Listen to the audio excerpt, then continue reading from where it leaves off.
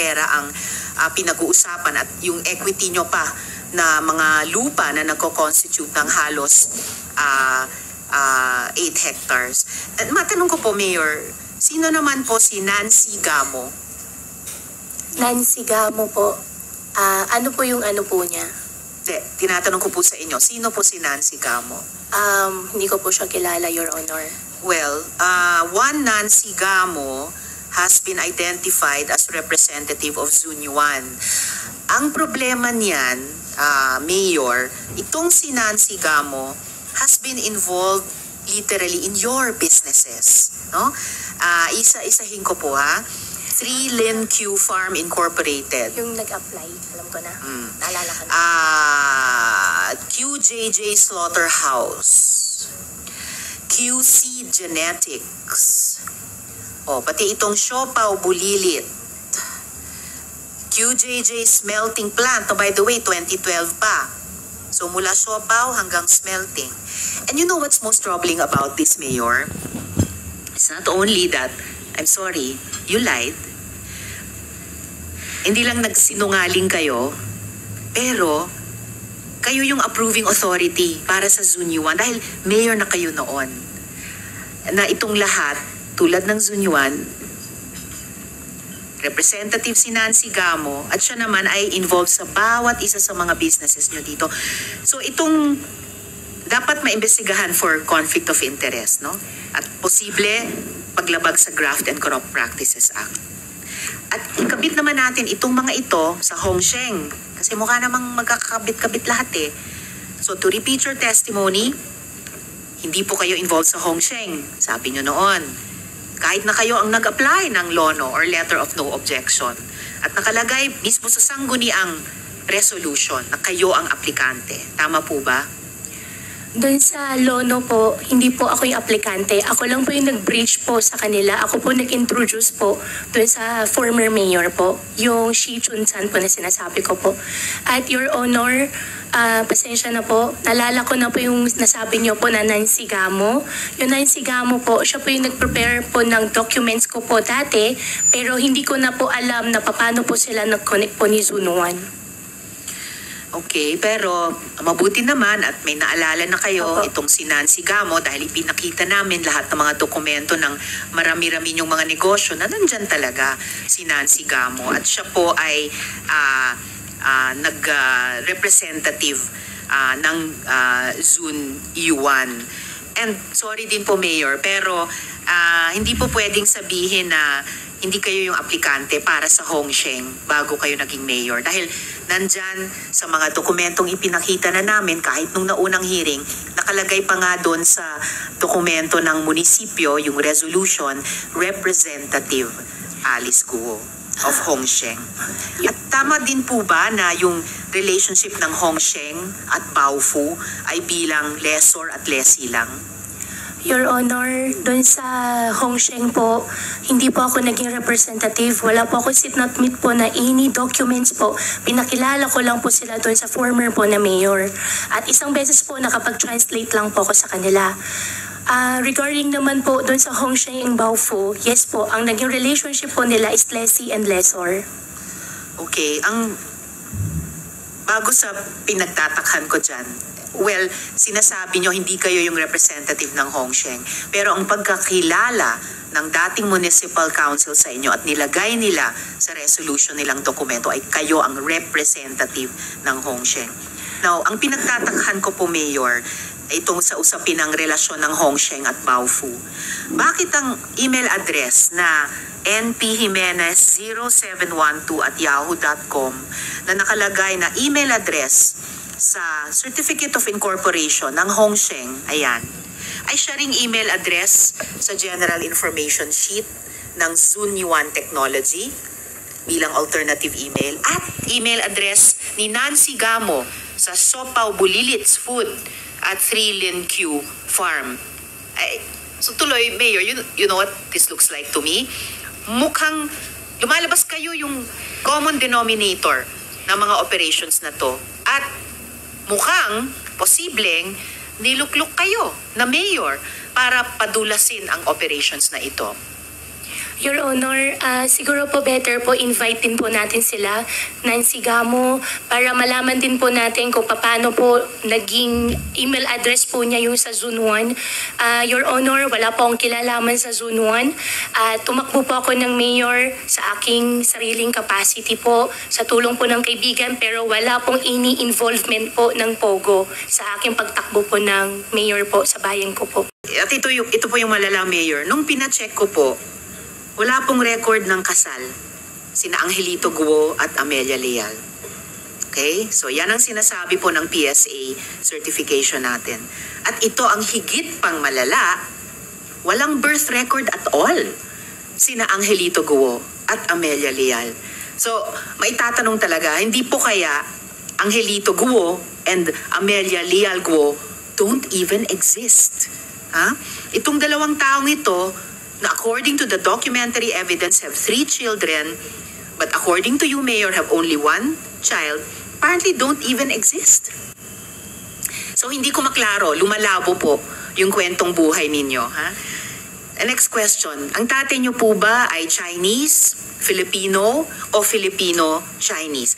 Final answer please, dahil itong lahat na tatlong sagot ay nasabi niyo na sa iba't ibang pagkakataon. Madam Chair, ang tatay ko po ay Chinese. Okay, siya ay Chinese. So, taga saan po siya sa China? Taga Fujian po. Fujian. So, tama yung lumalabas sa social media na taga Fujian sila. Okay? So, ayan, mga social media posts. At babalikan ko yung Fujian mamaya. Okay? Kung siya ay Chinese, yung tatay nyo, bakit kaya ang sabi sa birth certificate mo na ang tatay mong si Angelito Guo ay Filipino? Bakit ganun? Your Honor, yung Angelito po, yan po yung Filipino name po ng tatay ko. Pero yung citizenship po yung tinatanong ko, Mayor. I had this check po eh. And the Chinese national cannot have 2 citizenships. Wala po silang dual citizenship. Why would you say he's a Chinese national with a Chinese passport? Pero ang nakalagay sa birth certificate mo ay Pilipino siya. So, naintindihan mo ba kung bakit ang gulo-gulo po ng kwentong buhay nyo tungkol sa pamilya nyo? So, bakit? Your Honor, yung tatay ko po ay Chinese passport holder. At siguro po, Your Honor, maganda rin po na i-check din po natin dun sa birth certificate ko po kung ano po yung mga naka-attach po na documents po sa kanila. Walang problema sa pag-check sa attachments at itatanong din po namin yan mamaya. Pero ang tinatanong ko po, bakit siya ay Chinese national with a Chinese passport at dahil wala silang dual citizenship, hindi siya pwedeng simultaneously Filipino citizen. Pero ang citizenship niya, pangalang Angelito Guo sa inyong birth certificate ay Filipino siya. So bakit contradictory? Kung baga yung isa ay totoo pero yung isa ay kasinungalingan. Bakit po ganyan? Your Honor, ayaw ko po magsinungaling. Ang tatay ko po ay Chinese at hindi po ako yung nag-prepare po ng birth certificate ko po. Okay, so babalikan po natin talaga yung misteryosong birth certificate na yan. Nabagamat hindi kayo ang naghanda, pero nung umabot na po kayo sa age of reason, sa legal age, lalo na naging local government official pa kayo, eh dapat talaga naiklaro, matagal na. And Mayor, I am sorry, but even your revised story, no, yung napanood po naming lahat sa media, sa balita, parang hindi rin po totoo. Your birth certificate is riddled with holes. And if your birth certificate is the basis of your citizenship, so pati po yung citizenship nyo ay riddled with holes. Kung Chinese ang tatay ninyo, based on your own self-declaration. Well, sa ilalim ng 1973 Constitution, na yan ang umiiral na konstitusyon nung taon ng inyong pagkapanganak, 1986, kailangan Pinoy si nanay nyo para maging Pilipino rin kayo. Pero itong Amelia Leal, whoever she is, kasambahay ba o nanay ninyong tatlo, is a person with no birth record. So, how can you derive citizenship from a woman whose very existence is questionable? Yun. Paano ba namin paniniwalaan, Mayor, kung saan galing yung inyong identity at citizenship? kung ganito pong kagulo at non-existent pa nga yung ibang mga documentation sa inyo? Your Honor, lumaki po ako, nadala-dala ko po. Nung 2005 po, minigay po sa akin yung birth certificate ko po. Alam ko po ako ay po isang Filipino. Lumaki din po ako na alam ko po ako ay isang Filipino po. Well, kung sinasabi niyong lumaki kayo, alam niyong Pilipino kayo, kailangan backed up yan ng documentation. Bilang government official, alam niyo yan. At kapag kumukontra sa isa't isa ang mga dokumento or non-existent yung mga importanteng dokumento, nagiging kaduda-duda yung sinasabi niyong mga identity at citizenship. At earlier, no, kung sinasabi niyo na hindi kayo sinungaling, kung hindi kayo ang sinungaling, ibig sabihin, yung tatay nyo ang nagsinungaling. Nagsinungaling siya sa birth certificate nyo at itatanong po namin yan mamaya. Ngayon, Mayor, sabi nyo, hindi nyo po kilala yung mga kapatid nyo. Actually, to be exact, sabi nyo, di kayo sigurado kung sila ay mga kamag-anak nyo. Do you still maintain this, Mayor? Your Honor, pakiulit po. Sabi nyo kasi sa akin noon, nung pinakita ko yung mga dokumento na nandun yung mga pangalan ni na Sheila L. Guo at Seaman L. Guo at isa pang dokumento na Sheila Leal Guo at Seaman Leal Guo, at tinanong ko sa inyo kung mga kapatid nyo sila, ang sabi nyo sa akin, hindi nyo sigurado kung kamag-anak nyo sila. Yan pa rin ba ang sinasabi nyo sa amin? After po ng Senate hearing po, Your Honor, nag-confirm po ako sa tatay ko, kapatid ko daw po sila. Kapatid nyo sila.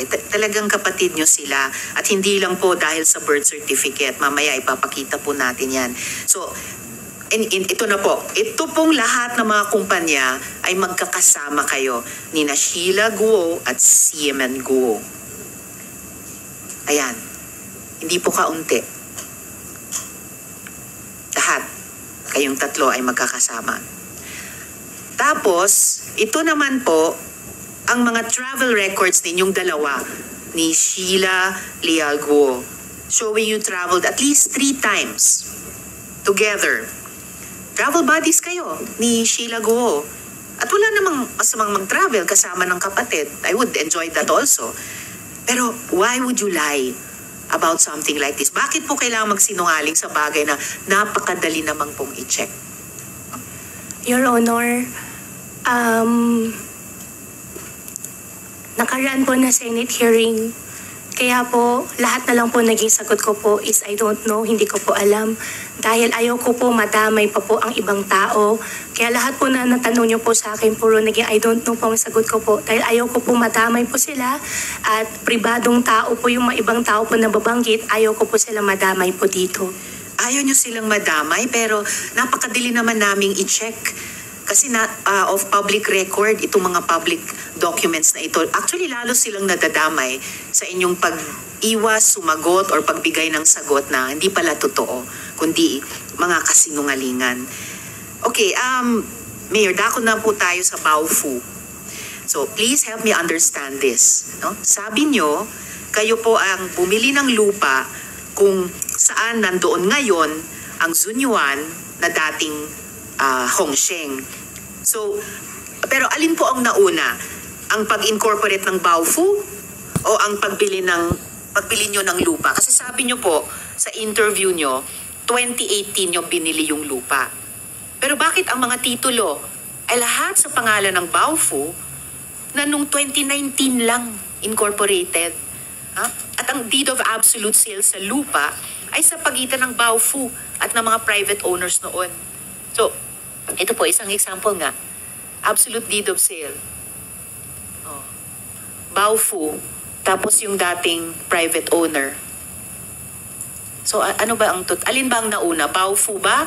O yung pagbili ng mga lupa? Your Honor, nauna po yung pagbili po ng lupa. Yung lupa po, nabili ko po sa mga private po na tao. Installment ko po binili sa kanila. Tapos nung pumasok po ang Baofu, pumasok po yung mga Chinese po na investors po. Yan po yung naging pinakapuhunan ko po sa kanila. Kaya diretso na po yung naging transfer po ng title. So, ngayon, sinasabi nyo na unang ma-incorporate ang Baofu, sumunod yung pagbili nila ng lupa. Hindi po, Your Honor. Nauna po yung lupa po. Kasi nabili ko po yung lupa po na installment. Kailan nyo binili yung lupa? 2018. 2018. Opo. So, bakit Baofu ang pangalan dito, hindi pangalan nyo at yung dating private owner? Direct na po yung naging transfer po, Your Honor. Hindi po siya deed of sale, anong tawag doon? Contract to sell po. Ang naging kontrata po namin doon sa private owner po. Okay, and in fact, may kopya nga kami ng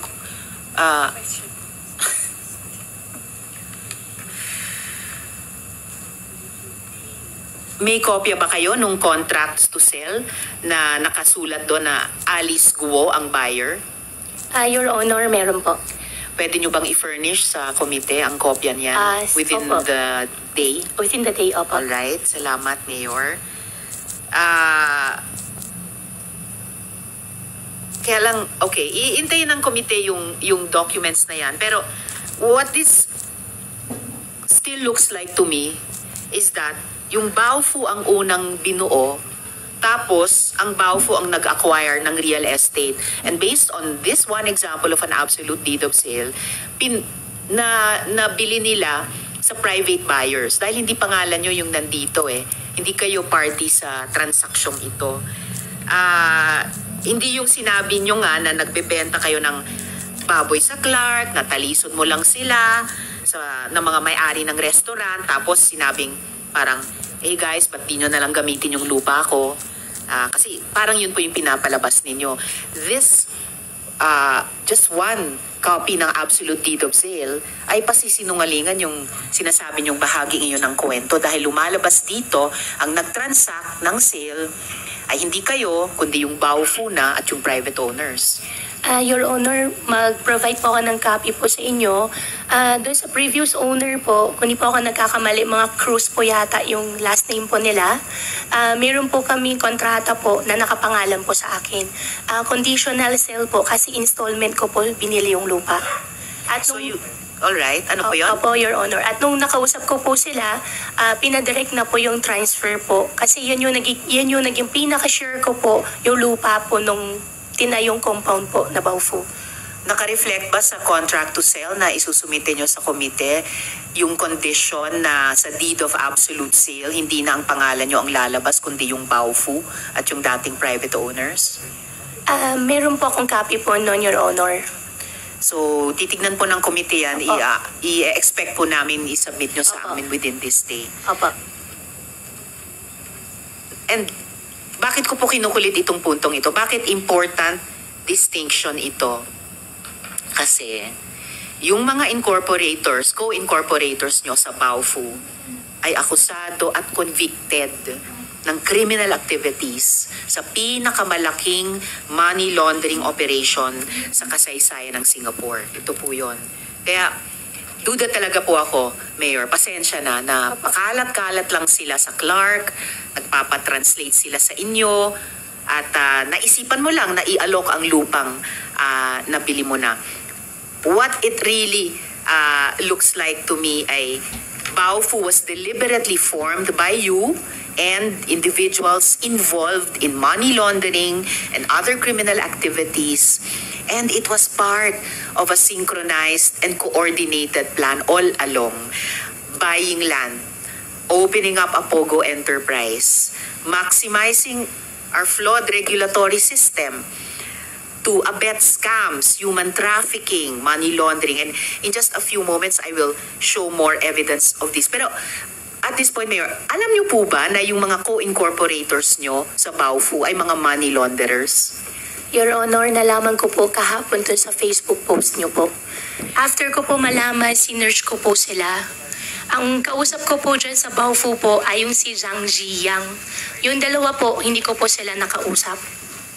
At after po ako mag-divest po ng 2021 po, wala na po akong alam sa kanila. Kahapon po nakita ko po doon sa Facebook post niyo po na sila po ay money launderer po sa Singapore at nag-research po ako through Google din po at nakita ko nga po na yung dalawa po ay sangkot nga po doon sa money laundering po sa Singapore. At kahapon ko lang po nalaman, gawa po nung nakita ko po sa Facebook post po ninyo, Madam Chairman. Hindi ba dapat kung papasok kayo sa ganyang kalaking negosyo, napakalaki kumpara sa mga nauna nyo ng mga negosyo, nagtatanong nga yung mga tao, ha?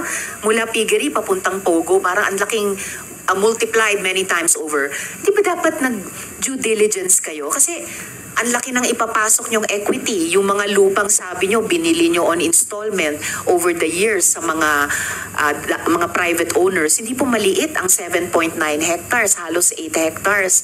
Hindi ba kayo nag-due diligence sa makakasama nyong mga co-incorporators? Sorry mama, hindi ako negosyante. Pero alam ko mga negosyante, hindi umaalam lang sa pagkakatao ng mga co-incorporators nila. After matanong sila sa isang Senate hearing sa Facebook, due diligence dapat, di ba? Sa mga dokumento, sa mga government agencies natin. Your Honor, bago po nangyari po yun, ang kausap ko lang po dyan, si Huang Jiyang. Siya lang po yung kausap ko po. At ang katwiran ko po that time, since akin naman po yung lupa, majority po na sa akin, wala po mawawala po sa akin. At nung huli na lang po, naging Pogo po yan. Nung una, primarily po, ang usapan po na project po ay housing. Yun po yung unang pinag-usapan po namin ni Huang Jiyang. Si Huang Jiyang po, nakilala ko po siya sa Clark na marami po siyang restaurants at binibentahan ko po siya ng baboy. At okay naman po yung naging transactions po namin. Mabait naman po siya. At in-offer ko po sa kanya na tayuan po yung lupa ko po sa Bamban. Well, medyo, okay.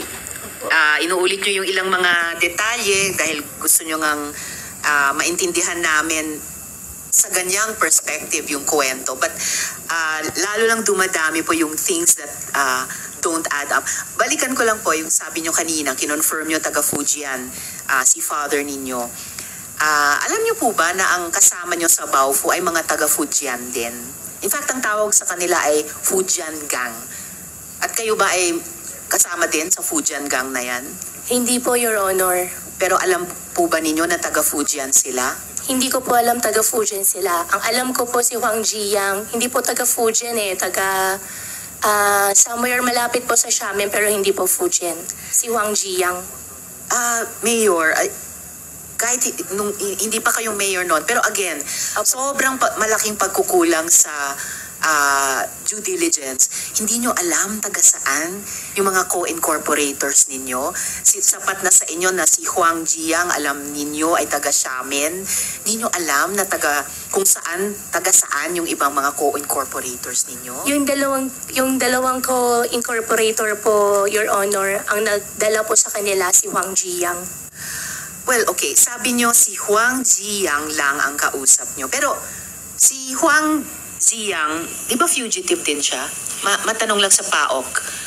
Yusek Cruz, will it be you to answer? Ang tanong ko po kay Mayor ay, di ba, yung nag-iisang co-incorporator nila sa Baofu, na kilala nila ang pagkatao, Huang Jiyang, di ba fugitive din siya? Yes, ma'am. Yes. Actually, ma'am, subject po ito ng manhunt natin. Right. And this is the person who has 3 passports na pinakita po namin nung nakaraan. Okay, so sorry Mayor, no? Bukod sa ibang co-incorporators nyo sa Baofu na hindi kayo nag-due diligence, alamin ang background nila. Kumbaga, hindi most innocent si Huang Jiyang kasi sila ay subject pala ng manhunt at may passport holder ng 3 bansa. Sino namang honest broker ay may hindi lamang 1 o 2 passport pero 3 pa? Your Honor, nalaman ko po na meron po siyang 3 or 4 na passport po doon sa last Senate hearing. Nakikita ko naman po siya, labas-pasok naman po siya ng Pilipinas. In fact po, pag pumupunta po ng ibang bansa, may pasalubong pa nga siya sa akin minsan. Kaya wala po akong idea po na siya po ay isang fugitive. So again, Mayor, no? Lumalabas, wala kayong alam sa kahit sino sa co-incorporators nyo sa Baofu. Ewan ko lang sinong negosyante ay papasok sa napakalaking kaperahang negosyo na walang alam sa background ng ipagkakatiwala ng mga lupa, pangalan kahit bilang private person noon at umabot nga sa ngayon na mayor na kayo. At sabi nyo rin, Mayor, sabi nyo din na wala kayong business interests sa Zone 1. Do you stand by that statement? Yes po, Your Honor. Your Honor, clarify ko lang po. Nung magkasama po kami sa Baofu po, hindi ko po talaga alam siya po ay isang fugitive. Nakilala ko po siya sa Clark, pero hindi ko po alam siya po ay isang fugitive. Labas-pasok naman po siya ng bansa, nakakakwentuhan, nakakausap naman po. In fact po, yung naging record po niya pagbili po sa akin ng baboy, maayos naman din po. Kaya nagulat na lang din po ako dun sa last Senate hearing po na siya po ay isang fugitive po. Well, di ba sinasabi yung, although tungkol sa batas ito na ignorance of the law excuses no one, kaya ako balik ng balik sa due diligence kasi kung tayo na nagtatrabaho sa gobyerno, dapat nag-exercise ng due diligence, kayo rin naman dati sa private sector, dapat may due diligence. Lalo na ganyang kalaking pera ang pinag-uusapan at yung equity nyo pa na mga lupa na nagko-constitute ng halos 8 hectares. At matanong ko po, Mayor, sino naman po si Nancy Gamo? Nancy Gamo po. Ano po yung ano po niya? Tinatanong ko po sa inyo, sino po si Nancy Gamo? Hindi ko po siya kilala, Your Honor. Well, one Nancy Gamo has been identified as representative of Zone 1. Ang problema niyan, Mayor, itong si Nancy Gamo has been involved literally in your businesses. No? Isa-isahin ko po ha. 3 Lin Q Farm Incorporated. Yung nag-apply, alam ko na. Naalala ko na. QJJ Slaughterhouse. QC Genetics. Pati itong Siopaw Bulilit. QJJ Smelting Plant. By the way, 2012 pa. So mula siopaw hanggang smelting. And you know what's most troubling about this, Mayor? It's not only that, I'm sorry, you lied. Hindi lang nagsinungaling kayo, pero kayo yung approving authority para sa Zone 1 dahil mayor na kayo noon. Na itong lahat, tulad ng Zone 1, representative si Nancy Gamo at siya naman ay involved sa bawat isa sa mga businesses nyo dito. So itong dapat maimbestigahan for conflict of interest, no? At posible paglabag sa Graft and Corrupt Practices Act. At ikabit naman natin itong mga ito sa Hong Sheng kasi mukha namang magkakabit-kabit lahat eh. So to repeat your testimony, hindi po kayo involved sa Hong Sheng, sabi nyo noon. Kahit na kayo ang nag-apply ng LONO or Letter of No Objection. At nakalagay mismo sa sangguniang resolution na kayo ang aplikante. Tama po ba? Doon sa LONO po, hindi po ako yung aplikante. Ako lang po yung nag-breach po sa kanila. Ako po nag-introduce po doon sa former mayor po. Yung Shi Chun-san po na sinasabi ko po. At Your Honor, pasensya na po. Nalala ko na po yung nasabi niyo po na Nancy Gamo. Yung Nancy Gamo po, siya po yung nag-prepare po ng documents ko po dati. Pero hindi ko na po alam na paano po sila nag-connect po ni Zone 1. Okay, pero mabuti naman at may naalala na kayo Opo. itong si Nancy Gamo dahil ipinakita namin lahat ng mga dokumento ng marami-rami yung mga negosyo na nandyan talaga si Nancy Gamo. At siya po ay nag-representative ng Zone 1. And sorry din po, Mayor, pero hindi po pwedeng sabihin na hindi kayo yung aplikante para sa Hong Sheng bago kayo naging mayor. Dahil nandyan sa mga dokumentong ipinakita na namin kahit nung naunang hearing, nakalagay pa nga doon sa dokumento ng munisipyo, yung resolution, Representative Alice Guo of Hong Sheng. At tama din po ba na yung relationship ng Hong Sheng at Baofu ay bilang lessor at lessee lang? Your Honor, doon sa Hong Sheng po, hindi po ako naging representative. Wala po ako sit not meet po na any documents po. Pinakilala ko lang po sila doon sa former po na mayor. At isang beses po nakapag-translate lang po ako sa kanila. Regarding naman po doon sa Hongsheng and Baofu, yes po, ang naging relationship po nila is lessee and lessor. Okay, bago sa pinagtatakhan ko dyan, well, sinasabi nyo hindi kayo yung representative ng Hongsheng. Pero ang pagkakilala ng dating municipal council sa inyo at nilagay nila sa resolution nilang dokumento ay kayo ang representative ng Hongsheng. Now, ang pinagtatakhan ko po, Mayor, itong sa usapin ng relasyon ng Hongsheng at Baofu.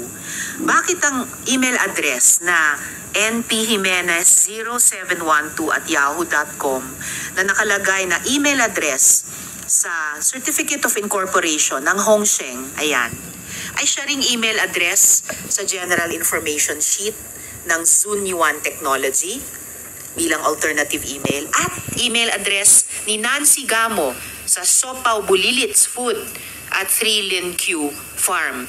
Ay, so tuloy, Mayor, you know what this looks like to me? Mukhang lumalabas kayo yung common denominator ng mga operations na to at mukhang posibleng niluklok kayo na mayor para padulasin ang operations na ito. Your Honor, siguro po better po invite din po natin sila, Nancy Gamo, para malaman din po natin kung paano po naging email address po niya yung sa Zone 1. Your Honor, wala po akong kilalaman sa Zone 1. Tumakbo po ako ng mayor sa aking sariling capacity po, sa tulong po ng kaibigan, pero wala pong ini-involvement po ng POGO sa aking pagtakbo po ng mayor po sa bayan ko po.